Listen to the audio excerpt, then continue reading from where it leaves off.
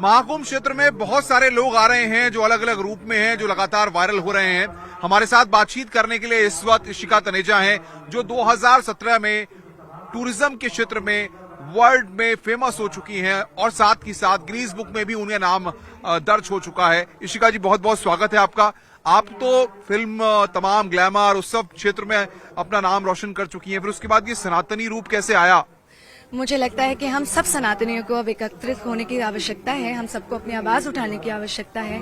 आज हम देवकीनंदन ठाकुर जी महाराज जी के स्टेज से यही बोल रहे हैं कि सारी की सारी देवियों को आगे आने की आवश्यकता है और सिर्फ सनातन का प्रचार नहीं बल्कि सत्ता में भी आने की आवश्यकता है, क्योंकि हमें वो पद चाहिए सारे के सारे जिससे हम सारे सनातनियों को उनका हक दिला सकें, हम धर्म का प्रचार कर सकें और धर्म की आवाज उठा सकें। रैंप पर कैटवॉक, तमाम जो फैशन ग्लैमर, ये सारी चीजें और उसके बाद ये सनातनी अवतार, एक बहुत बड़ा टर्नआउट है। कब सोचा आपने, कब ये ख्याल आया? 2017 में तो आपको अवार्ड मिला।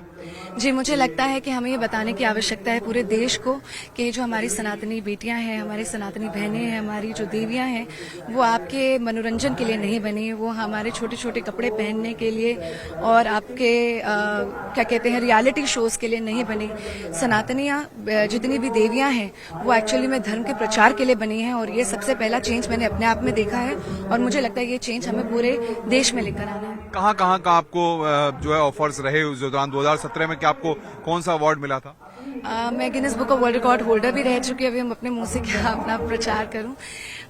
उसके बाद मैं क्या कहते हैं मिस वर्ल्ड टूरिज्म इंडिया और उसके बाद फिर थोड़ी फिल्म करी अनजान मर्द और उसके बाद तीसरी के गाने करे। मतलब ये सब देखिए लोग इससे आकर्षित होते हैं, लेकिन असली आकर्षण की बात यह है कि मुझे गुरु मंत्र की दीक्षा मिली है शंकराचार्य स्वामी सदानंद सरस्वती महाराज जी से और मुझे लगता है कि जो मैं अब सनातन के लिए कर रही हूँ वो ज्यादा आकर्षण का विषय है वो।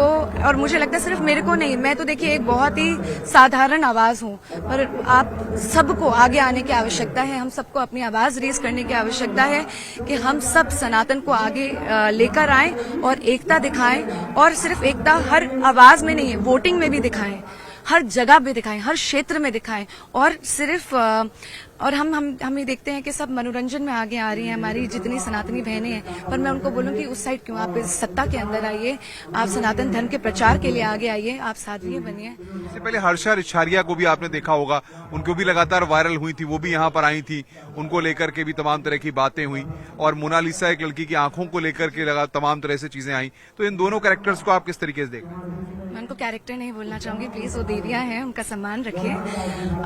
मुझे लगता है कि जो हर्षा जी ने कहा वो आई थिंक थोड़ा प्रेशर में आके कह दिया कि वो साध्वी हैं। प्लीज हमें समझना पड़ेगा कि साध्वी आप मुंडन के बाद होती हैं, आप अपना पिंड दान करती हैं, आप अपना एक कर्तव्य निभाती हैं, आप साधना करती हैं और उसके बाद आप बोलते हैं कि हम अपने सारे जितने भी अट्रैक्शंस हैं हमारे आसपास उन सबको छोड़कर आगे बढ़ती हैं। तो वो कहना थोड़ा सा गलत हो गया था, लेकिन मुझे लगता है कि उनके मन में हमेशा से सनातन के प्रचार के लिए एक बहुत ज्यादा प्योरिटी रही है और वो प्योरिटी हम सबको एक्सेप्ट करनी चाहिए, इतना जज नहीं करना चाहिए किसी को। आप धर्म संसद में आई हैं, सनातन बोर्ड की मांग हो रही है, कितना जरूरी है?